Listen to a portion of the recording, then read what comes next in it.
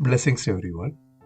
We all know we are supposed to depend on the Word of God. Let me read one verse.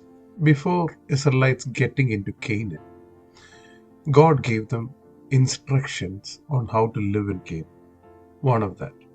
Deuteronomy 8 verse 3 it says, "So he humbled you, allowed you to hunger in the wilderness, fed you with manna, which you did not know nor did your fathers know, that he might make you know that man shall not live by bread alone, but man lives by every word that proceeds from the mouth of the Lord."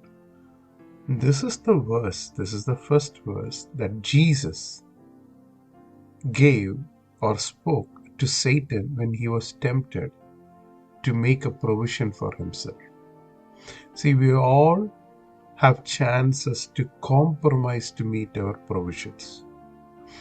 And when we go through hunger, it says that in midst of that need of provision, God supernaturally provided something that we have never seen. This is to teach us that don't make any shortcuts when we need something.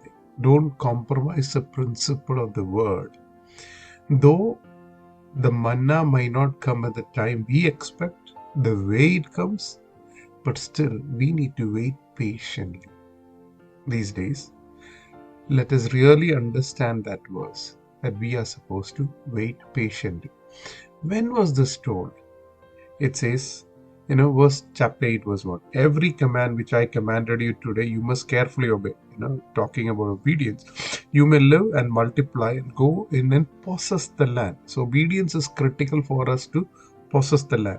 And you shall remember that the Lord your God led all the way these 40 years, so 40 years in the wilderness, to humble and test you, to know what was in your heart, whether you'll keep his commandments. So God permitted all the challenges, difficulties, trials, tribulation, whatever you call, so that we can see what is there in our heart. And the very next verse is what it says: when you lack provision, God provides something supernatural. So let's surrender in our trials, troubles to the Lord, because God is testing us so that we can see. See, God knows what is in our heart, but God is helping us to see what is in our heart. See, somebody hurts us. If we have bitterness, God already knows even before that we are vulnerable to bitterness. But when God permitted a tough situation, we realize, oh, one thing, I was so wretched. So let's surrender and ask God, God, I need your help. I want to live by your word. God bless.